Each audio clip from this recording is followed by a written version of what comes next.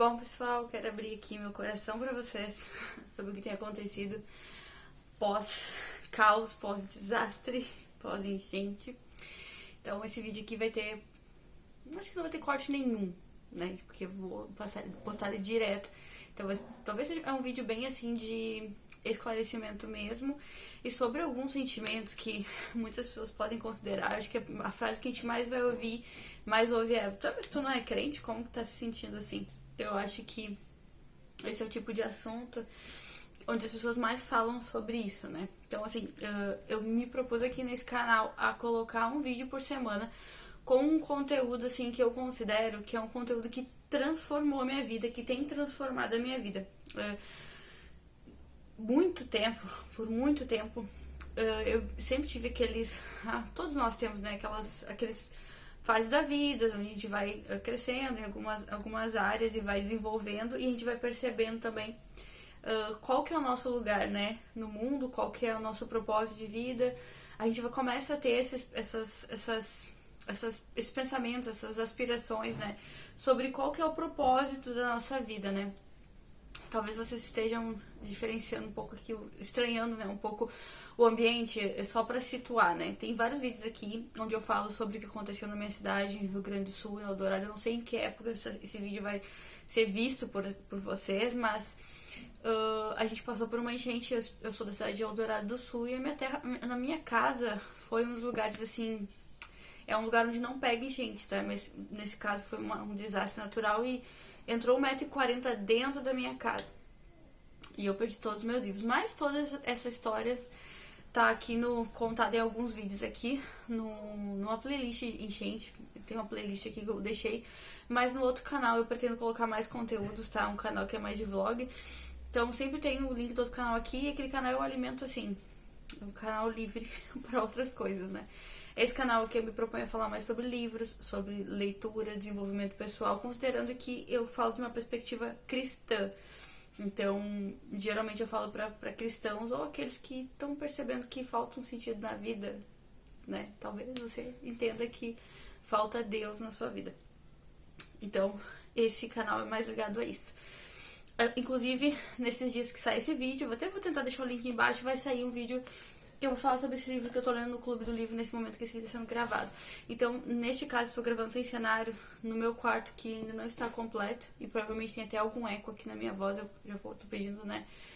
Tô avisando o porquê, e que não vai ser assim em todos os vídeos, né? À medida do possível as coisas vão melhorando, vão mudando. E provavelmente vocês vão perceber isso nos outros vídeos, tá?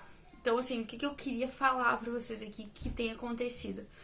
O ler, pra mim, é como se fosse um refúgio, né? Eu sou uma pessoa que se comunica, fala bastante, sempre fui de falar muito, mas eu sou muito tímida, eu tenho muito receio de falar, porque eu sempre penso no que eu falei dias depois, meses, semanas depois, e eu falo às vezes muito sem pensar, sou muito transparente, sabe? Às vezes parece assim, isso é muito bom, mas às vezes não é. Porque às vezes a gente não fala com a ideia de querer ofender aquela pessoa, porque isso não é uma coisa que nos ofenderia. Mas as pessoas se ofendem, então a gente também eu fico sempre com aquilo na cabeça. Então eu evito me comunicar, porque eu tenho medo de não ser compreendida. Às vezes eu penso mais rápido do que falo.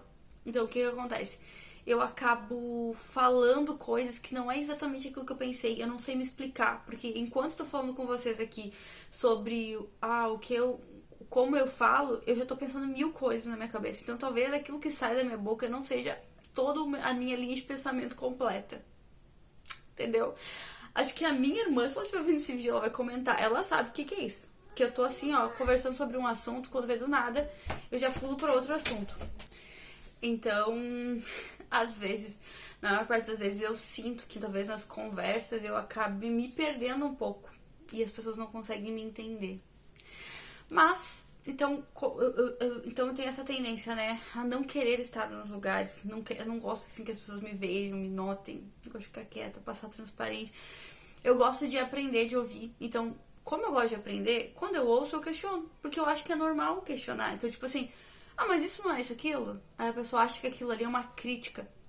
Quando, na verdade, eu só quero que a pessoa me convença ou me explique o que é aquilo ali, porque eu tenho muita curiosidade. Então a minha tendência foi acabar me fechando. Então como que eu poderia aprender as coisas que eu gostaria de aprender? Eu comecei a fazer teologia. E eu comecei a ver um mundo assim que a gente não conhecia. Nasci no lar cristão, sempre gostei de Bíblia, sempre gostei dessa parte mais apologética da Bíblia. E eu...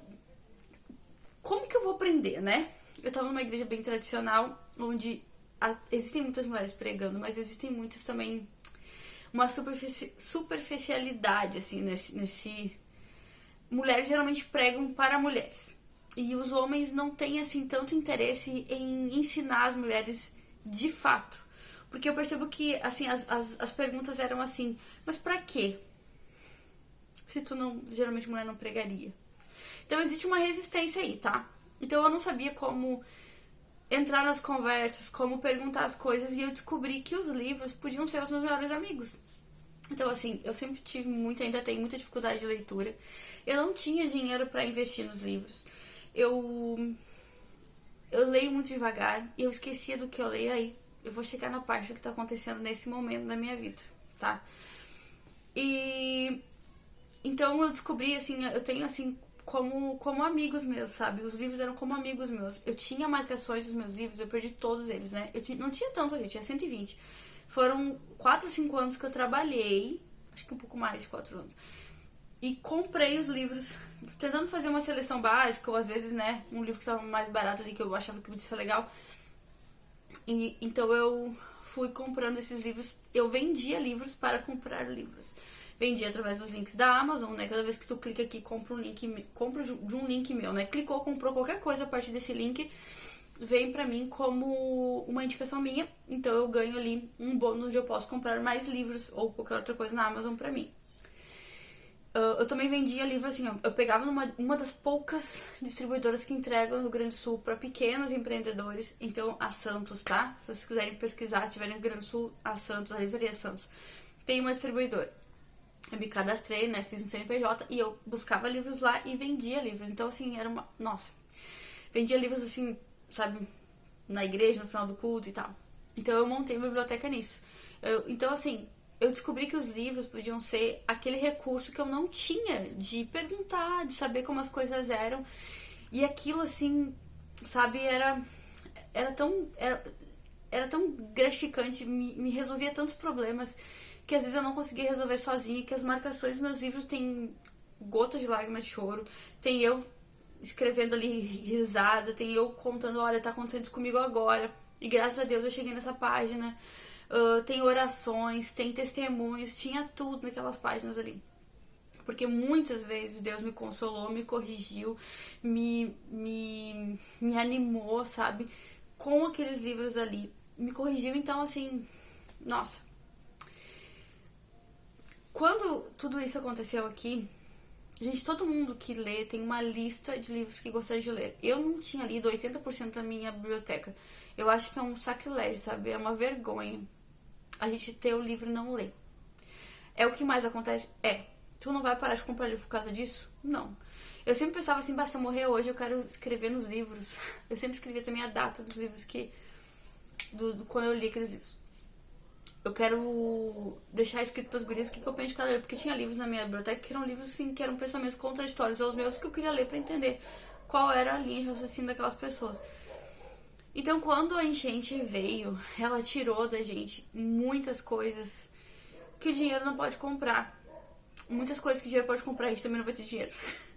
E muitas que o dinheiro não pode comprar. Então, assim, primeiro que Deus nos restituiu em muito mais do que nós tínhamos. Se a gente for ver a história de Jó, quando Deus tira tudo de Jó, não estou me comparando a Jó em nenhum momento, porque eu não acho que eu seja uma pessoa justa, bondosa como Jó. Como Jó é descrito na Bíblia. Mas, desculpa que eu tô fungando, que eu tô com uma crise de sinusite absurda. Mas, quando Deus prova Jó, depois que acaba a provação, eu acho lindo, um dos meus versículos preferidos é no final, onde Jó fala, né, responde pra Deus e diz: eu falava do que eu não sabia. Que é ele assumindo que conhecia Deus, mas não conhecia Deus como ele era. Então, bem no finalzinho dos capítulos, é uma das partes mais bonitas pra mim, assim, os versículos que eu mais gosto. Quando aconteceu tudo isso, tem coisas que eu tenho hoje que eu jamais poderia imaginar, né? Deus nos deu capacidade, nos sustentou em todos os momentos, todos. As únicas coisas que eu não recuperei por completo foram os meus livros, né? Mas tem coisas assim, a minha família como um todo, no geral, não falta absolutamente nada. Então Deus realmente vestiu a minha casa com a graça dele. O que ficou de ruim, né? Ao mesmo tempo que eu falo que aqueles famosos a gente tá como quem sonha, porque a gente tem coisas na nossa casa, os móveis estão certinho, tudo, né? Tem coisas ainda a fazer, mas a maior parte das coisas, quem vem aqui e via antes, sabe, né? Que nós temos muito mais do que... Eu acho que a gente nem... Talvez as pessoas nos olhem e nem conseguem entender o que aconteceu com a gente, né? Como que a gente conseguiu, né? Mas qual que é o que acontece de problemas com relação a tudo isso, né? A gente tem um abalo psicológico, né? Tem pessoas que reagem de formas diferentes. No meu caso, eu tive crises consistentes de enxaqueca depois que passou tudo. Graças a Deus, enquanto estava acontecendo tudo, eu não tive. Eu tenho bastante problema de enxaqueca, tinha bastante problema pra dormir, esse tipo de coisa. E nessa época, quando tudo aconteceu, né? Tudo foi indo.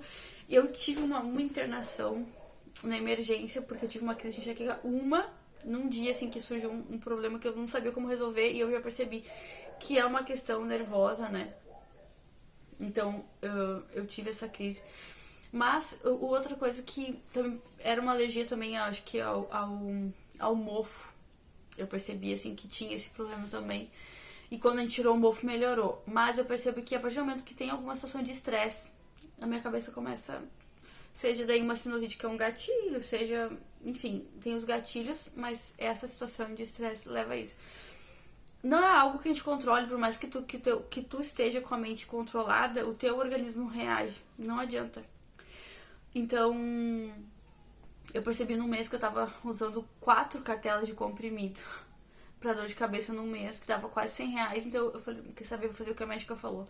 Paguei um mês de academia e tô fazendo isso um mês e tem sido muito bom, né? As enxaquecas diminuíram quase que 90%. É incrível, sabe? Como o organismo da gente reage a esse estímulo.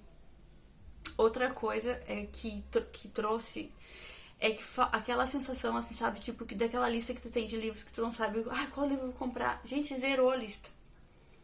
Tu não sabe por onde começar. Dos teus livros que tu mais gosta, os livros que tu gostaria de ler, os livros que... Tem livro que eu comprei que era usado, que não tinha nem pra vender novo mais, que não era mais publicado, que eram os livros do curso de teologia. Aquela sensação de que, cara, não adianta nada. Aquela sensação de que se eu começar a ler e marcar os livros não vai ser a mesma coisa, posso perder a qualquer momento. Eu nunca considerei hipótese que eu podia perder meus livros. Eu busco na minha cabeça as marcações e não encontro. E aí vem o outro problema. Depois daquele problema, daquele vírus da gripe que parou o mundo, eu tive uma piora na questão dos cheiros. Eu não sinto bem os cheiros ainda.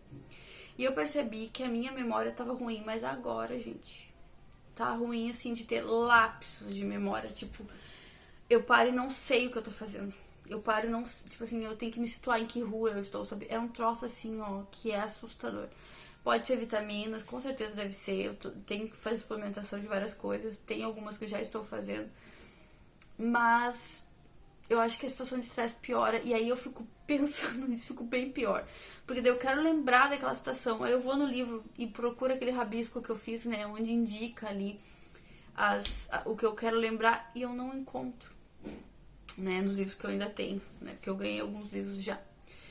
Então essa é uma outra coisa que não tem como refazer. Fotos. As pessoas têm vários vídeos de como recuperar fotos, gente.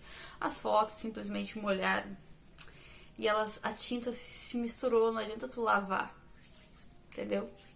Foto assim que não existe uma outra foto minha de quando eu era criança daquele tamanho.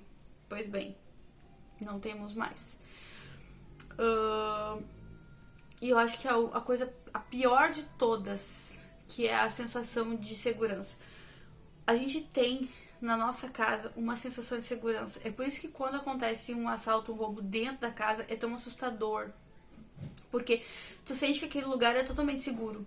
eu estou em casa, estou num lugar seguro, tu dorme. Quando o ser humano dorme, é, o, é a situação mais vulnerável da face da Terra que tu possa estar. Porque dormindo, teus sentidos estão todos praticamente desligados, né? Então, a casa é um ambiente seguro pra ti. Pode ser no meio de uma comunidade super violenta, mas tu tranca a porta, tu tem um mínimo de segurança a ponto de tu deitar na tua cama e dormir. Porque tu se sente seguro naquele lugar. Quando tu planeja coisas pra tua casa, tu pensa, não, eu vou ter esta casa. Tu não fica pensando, não, amanhã não vou ter mais essa casa. Não. Quando aconteceu essa questão da enchente, a sensação que nós temos hoje, a maior parte de nós, é que não adianta ficar investindo aqui, não adianta comprar coisas pra cá, de um material ou de outro, porque a qualquer momento pode se acabar. Não adianta investir em pintar, em consertar, porque a qualquer momento pode acabar. Tu não sabe se tu vai sair e quando tu voltar as tuas coisas vão estar aqui, porque a qualquer momento pode acontecer de novo. É assim que fica na tua cabeça. E tu não sente mais que tu tem um lugar seguro pra voltar. Essa é a pior sensação que tem. Sabe? Tu não sente mais que existe um lugar no mundo que é teu. A gente não foi feito para esse mundo, a gente não foi feito para estar aqui. Né? Esse é um lugar que nós entendemos que é transitório, nós temos um lugar que nós vamos. Mas quando nós estamos aqui, a gente tem uma ideia dentro de nós, eu não sei se isso é errado, de pertencimento àquele lugar, entendeu? Então, quando isso tudo acontece, tu perde a tua noção de pertencimento. E eu fico imaginando como que é para as pessoas que não tem mais nem casa para voltar, sabe? Eu não sei, às vezes a gente pensa assim, ó, a gente tem uma pilha de coisa para lavar nos fundos de casa ainda, para ver se vai, né? Mas, e a gente pensa, será que não é melhor perder, realmente não ter como nem lavar as coisas? Porque daí pelo menos tu não fica naquela sensação de despedida eterna das coisas, sabe?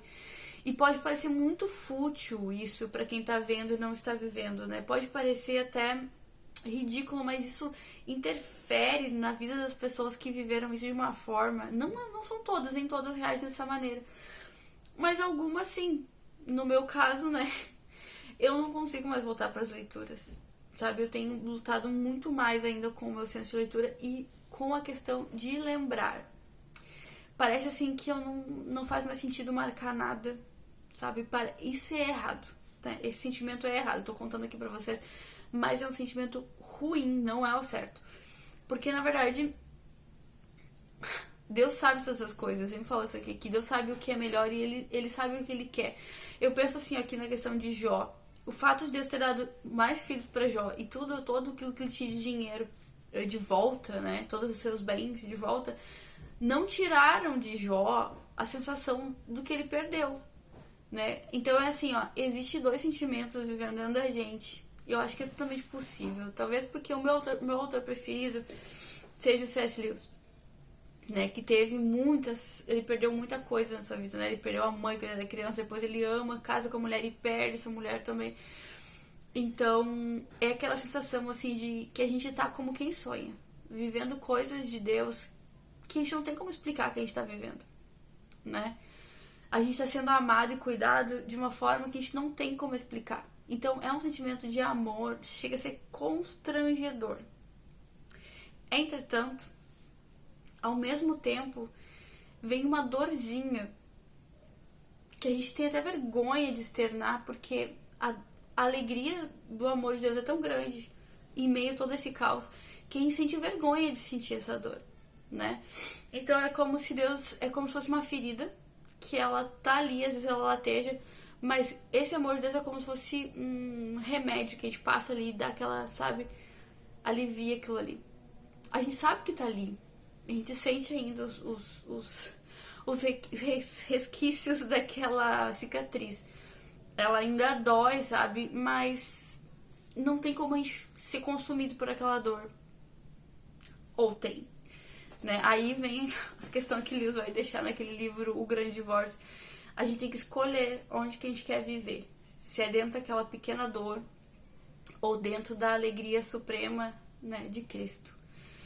E o Espírito Santo acho que me faz viver mais a alegria do Espírito do que a pequena dor, né? Porque essa leve e momentânea provação produz peso de glória e realmente produz. E esse peso de glória é onde eu quero viver, né? Na alegria de Cristo e onde eu vivo. Mas eu queria ser solidária com essas pessoas que não estão sentindo somente isso agora e dizer que eu também sinto a tristeza, sabe? Quando eu trabalho com promoções, agora tem o Prime Day, né? Enquanto isso está sendo gravado. Eu tenho que selecionar livros para mandar ali para as pessoas, itens. E às vezes eu olho os itens, eu olho os livros e penso, meu Deus, né? Eu não sei nem por onde começar, eu não tenho por onde começar. Mas ao mesmo tempo é uma luta constante, né? Para continuar lendo, para continuar com os projetos, para continuar com a vida normal, assim. Então, por isso que acho que essas 2 semanas, na época da enchente, eu conseguia gravar. Nessas 2 ou 3 semanas, eu não anda, sabe? Parece assim, eu faço o script, eu leio, e quando eu vou sentar aqui pra falar, a gente simplesmente apaga da minha mente. Eu não consigo lembrar de coisas de memórias curtas, sabe? As curtíssimas, assim. E isso é assustador, né? Eu tive uma avó que teve demência, né, degenerativa. Eu vivi com ela, eu que levei ela no médico, eu que vi os primeiros sintomas. Claro, gente, é loucura da cabeça pensar nisso. Eu tenho 36 anos. Mas a gente sempre trabalha de forma preventiva, né? Então, quando eu vejo alguns sintomas, eu penso, meu Deus, né? Eu lembro disso na minha avó. E na época dela, ela tinha acho que já uns 60 anos, né? Quando começou a apresentar sintomas, acho que um pouco antes. E acabou que foi crescendo isso, então a gente fica até meio assustado, né, quando começa a ter esses lapsos de memória, essas confusões mentais que a gente sabe que são naturais de falta de suplementação, de um estresse, assim, né, traumático, como foi. Mesmo que a gente tenha sido tão cuidado, tão amado por Deus, existem sequelas. Às vezes as pessoas veem os testemunhos, veem a vida das pessoas e imaginam, assim, que nossa, que lindo aquele testemunho. Gente, todo testemunho gera uma sequela. A gente tem as marcas. A diferença é que Deus nos colocou para viver dentro daquilo que é melhor, não dentro daquilo que é pior. A gente não escolhe olhar para aquele pontinho preto na folha, a gente escolhe olhar para toda a folha, que não tem nenhum problema, né? E muitas pessoas escolhem aquele pontinho ali de lápis ali, que tá ali manchando aquela folha, em vez de olhar para todo o resto, né? Essa é a posição. Mas eu tô aqui de forma solidária, quer dizer que eu entendo e que, assim, como já me disseram, né? A gente tem tudo para se tornar, tudo que a gente precisa para se tornar aquilo que é o nosso objetivo de vida, que é ser mais parecido com Cristo, né? E manifestar a glória de Deus através da nossa vida aqui na Terra hoje. Então, tudo aquilo contribui, né? Todas as lutas contribuem para o propósito de Deus de ser glorificado e confiar que Ele nos ama, né? Que Ele nos ama e sabe o que é melhor para nós. Então, é que nem uma criança. Se tu perguntar pra Sarah se todas as decisões que eu tomei ela gostou, não gostou. Mas eu sei que eu tomei pensando no que é melhor pra ela. Então, se eu sou um pai, se eu sou uma pessoa pecadora, a Bíblia fala isso, né? Nossos pais pecadores e maus, conseguimos tomar boas decisões, né, para os nossos filhos, que dirá Deus pode fazer por nós. Esse vídeo eu vou ficando por aqui. Se você chegou até aqui, curta esse vídeo, deixe seu comentário, mande pra alguém que talvez esteja passando por essa situação, por alguma situação difícil. E não deixe de se inscrever no canal e assista os próximos vídeos.